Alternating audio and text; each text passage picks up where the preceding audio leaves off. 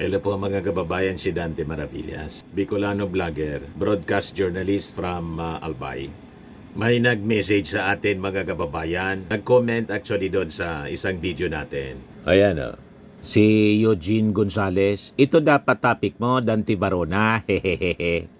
Referring to the news mga kababayan na naipublish sa mga national dailies including Abante News tonight na pumanaw ang negosyanteng si Juan Paulo Tantoco dahil sa umano'y aksidenteng cocaine overdose.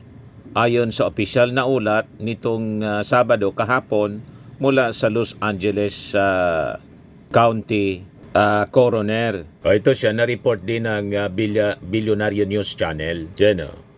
Sabi dito sa report ng Abante, Paulo Tantoco pumanaw sa coke overdose. Sabi sa report.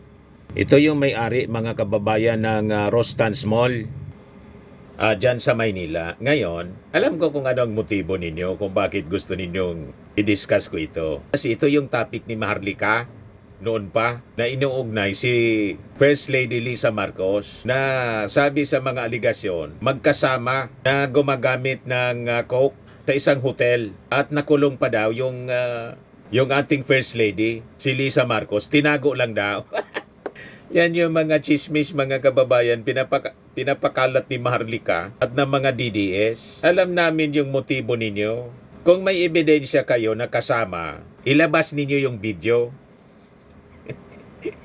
Di ba? Mahilig kayo sa mga AI-generated videos and pictures. Baka may may picture na magkasama. Bakit hindi ninyo ilabas? Wala man kayong mailabas kahit AI. Ang nilabas ninyong AI picture, yung pagpaawa na butot balat na si Digong, pero kinontra ni Sara Duterte mismo. Butot balat na niya, pero hindi naman yan ganyan, na naka-bedridden na sa ospital. Walang maniwala po sa inyo kasi sabi nga dito sa amin, sunado na ang kasinungalingan ninyo. Maglabas kayo ng ebidensya, hindi yung puro kayo kwento. Kay Maharlika pa kayo maniniwala na napakasinungaling noon. Ano na yung mga expose niya ng puting ahas sa Palasyo Malacanang? Nangyari yung mga expose niya. Di ba lahat, bukya? Huwag kami. Kumbaga, magkakilala sila. Halimbawa, hindi nangulugan na kumo magkakilala o sabihin pa magkaibigan. Ang pagkakasala ng isang kaibigan, kahit pa nga mag-ama, hindi kasalanan ng anak ang kasalanan ng ama or kasalanan ng ama, yung kasalanan ng anak, biblical siya po, or kasalanan ng kapatid, kasalanan din ng kanyang kapatid, or lalo na sa magkaibigan. Hindi ko mo magkaibigan, yung isa gumagamit ng coke, halimbawa pa, yung isa naman, gumagamit din. Hindi laging ganon. Di ba? Lalo kung politiko ka or asawa ng politiko. Ang politiko at asawa ng politiko, mga kababayan, karamihan dyan, talagang lapitin ng mga tao, lalo ng mga negosyante. Magpapapicture-picture, etc. And dito, sabihin pa magkaibigan sila. Dahil ba magkaibigan, parehas na gagamit ng coke. Di ba? Ngayon, kung yan ang paniwala ninyo, kasi lagi ninyong inuugnay yung First Lady dito sa pagkamatay na gusto ninyong insinuate, sabay na nagamit, maglabas kayo ng video. Kasi ang burden of proof nandun sa in legal parlance. Ang burden of proof nandun sa accuser. Akusa kayo ng akusa, wala man kayong ebidensya. Maglabas kayo ng ebidensya. Tama po, mga kababayan. So, nagpipiesta na naman mga kababayan ngayon, yung mga DDS. O, kita mo na niya, tama yung kwento. Talagang nagamit. Hindi ko mo nagamit yung isang tao at na-overdose namatay. Complicit na yung kanyang kaibigan. Hindi ganun po.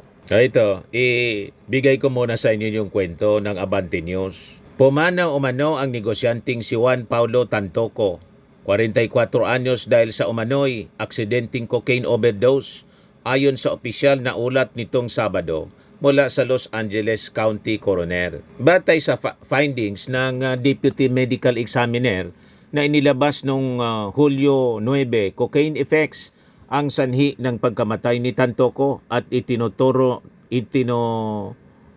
touring itong accidental drug overdose. Nabanggit na din umano na may probable na sakit sa puso ang biktima. Naganap ang insidente sa Beverly Hilton Hotel sa Beverly Hills, California noong Marso 8, 2025 kung saan siya idiniklarang nasawi.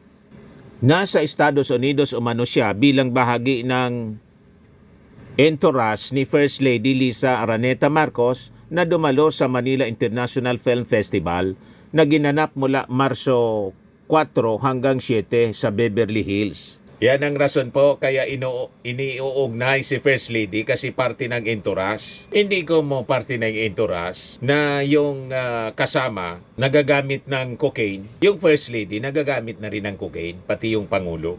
Yan kasi yung linya ng mga propaganda po ng mga DDS para isupport po ang kanilang akusasyon na ang ating Pangulo bangag. Bangag, bangag, bangag. Ngiwi, ngiwi, ngiwi. Butod, butod, butod. Lagi silang sumisigaw na ganon. Pagkatapos, hair follicle daw. Yung ating Pangulo, nagpa-drug test na po noong kampanya, negative. Ang nag-announce mismo, si Vic Rodriguez. Ngayon, nang matanggal si Vic Rodriguez, bumaliktad. Ganon na rin yung panawagan. Ano, to? Malabo po.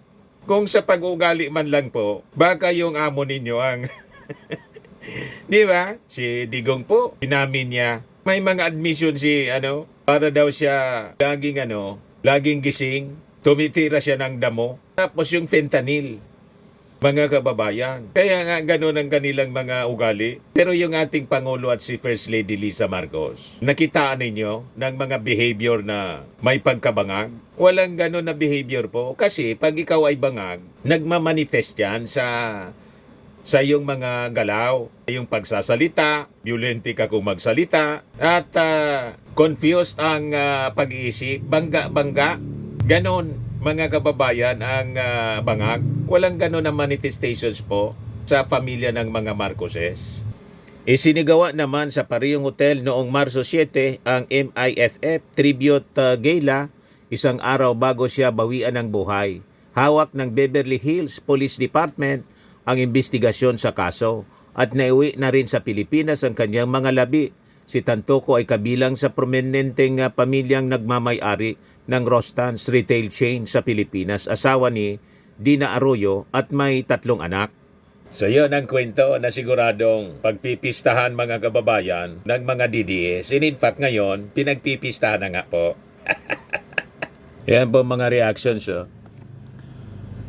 Sabi ni J.A.I. Reyes, and that he was with Lizard, Araneta, Cubao, Romualdez, Marcos, Tanas. Yung mga followers ni Marlica.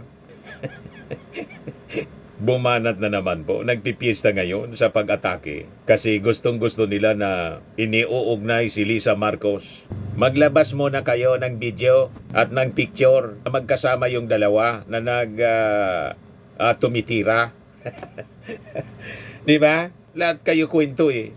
Sabi ni Albert, Istoke, good job, Billionaire News Channel. The guts to report this. BNC, thumbs up. ABS-CBN, thumbs down. GMA, thumbs down. And TV5, thumbs down. Sabi ni Elaine Medalla, very sad story. A scion of super rich family would die of cocaine drug use and within the close circle of FL. Sabi ni Jovita Malabanan, in who was with him in the party, New York, New York. Sabi ni Isaac Abraham, from First Lady Cocac to First Lady Cocaine. Sabi ni Renz Cruz, starting to like Billionaire News Channel for airing this news. Some may think this is not important, but what if someone influential is also liable, di ba? Marami tayong kababayan doon sa area where it happened are really vocal about this news. Patama po sa First Lady kay First Lady Lisa Marcos. Yun ang kanilang tinutumbok. Sa Bible po, kahit nga sa magkakapamilya, mag-ama, hindi pwede yung kasalanan ng anak, kasalanan ng tatay. Yan Ezekiel 18:20. The son shall not bear the guilt of the father, nor the father bear the guilt of the son. The righteousness of the righteous shall be upon himself. Personal siya. And the wickedness of the wicked shall be upon himself. Sa mag-ama na yan, that's the rule in the Bible. Lalo na sa magkaibigan o magkakilala, hindi ko mo magkaibigan kayo. Yung nagawang kasalanan na pagkukokain ng kaibigan, kasalanan na rin ng kanyang kaibigan ni Lisa Marcos. Di ba? Masyado kayong baluktot mag-isip. Hindi nasa tama ang inyong mga pag-iisip. Di ba? Kahit sa mag-ama, nalulong yung anak sa droga kasi matigas ang ulo na barkada. Ayaw pagsabihan. Ang daming ganyan po. Kasalanan ba yun ng tatay na hindi na pinapakinggan ng anak? Kasi ngayon po napakatitigas na ng ulo ng mga anak. Hindi na yun kasalanan. Lalo kung nasa tamang edad na. Siguro kung bata pa, wala pa sa tamang age of majority, responsibilidad pa ng magulang. Pwede yon. Lalo na dito sa magkaibigan, magkaibigan. Anong pakinon ni Mrs. Lisa Marcos kung halimbawa nag-cocaine itong si Paulo Tantoco at na-overdose na matay? Ano man pakinon ng First Lady? At kasama siya sa entourage ng First Lady doon sa Amerika. Pilit ninyong inuugnay. Di ba? Malabo po. It will not stand in court. Ang kasalanan ni Juan, kasalanan ni Juan. Hindi ko mo kasalanan ni Juan, kasalanan na rin ni Pedro. Di ba po? Yata may itong post ni Yayam Dizon, isang Marcos supporter po. Sabi niya, wala na talagang matinong maibuga ang mga DDS. Isang news item tungkol sa drug use in the past ng isang tao at biglang ikakabit kay First Lady Lisa Araneta Marcos dahil may picture sila dati at nagkasama sa US. Anong klaseng pag-iisip yan? Para lang maituloy ang lumang laspag na narrative nila laban sa First Lady, first couple, dahil walang connect, pilit ilalagay sa konteksto ng cocaine use. Ganyan na kababaw at kadesperado ang mga galawan nila. Kapag wala ng issue, gagawa. Kapag wala ng katotohanan, dadagdagan ng imbento. Lisa Marcos is a brilliant, accomplished woman and a respected legal mind. Hindi siya kailangang ipagpilitan sa kahit anong narrative na walang basihan. Kung yan lang ang kaya ninyong ibato, baka panahon na para aminin ninyo na kayo ang totoong nauubusan ng respeto, ng argumento at katotohanan. Sabi ng mga netizens, dapat kasuhan ng mga DDS na yan para hindi pamarisan. Sabi ni Erickson del Castillo, mga wala sa sarili, makapanira lang sa kapwa. Sabi ni Carlos Tan, walang galang sa namayapa ang DDS. Pati nga si Digong na idol nila, ginawa ng AI na picture na balat buto para lang makakuha ng simpatsya. Ganon kabaluktot, kabulok ng mga pag-iisip ng mga taong yan. Sabi ni Olasuric, pupunta kasi sa US si PBBM kaya binoy muli ng mga brainless ang issue. Loser kasi sila at in-invite ni Trump si PBBM. Sabi ni Katkat, wala na sa katinoan ang mga didilis na yan. Patay na yung tao, ginagawan pa nila ng ganyan. Sabi ni Belinda Quimado, lalabas din ang katotohanan, si Lord ang bahala. Sabi ni Lindo Silito, let him rest please. Sabi ni Ronel Yang, wala na kasi silang mai-content. Sabi ni Coffee Latte, si Sara pala ang may ganyan na issue dati. Sara Duterte, info officer, admits she was at beach party later raided for drugs. Yan yung nabalita noon. You see? Tapos biglang tinanggal ni Sara. Yung info officer niya. Sabi ni Joey Belen, baliw talaga yung mga didilis na yan. Merly Bautista, God bless always First Lady Lisa Marcos, our hardworking First Lady. Sabi ni Jane Presnilio, wala, pati old news sinalukay.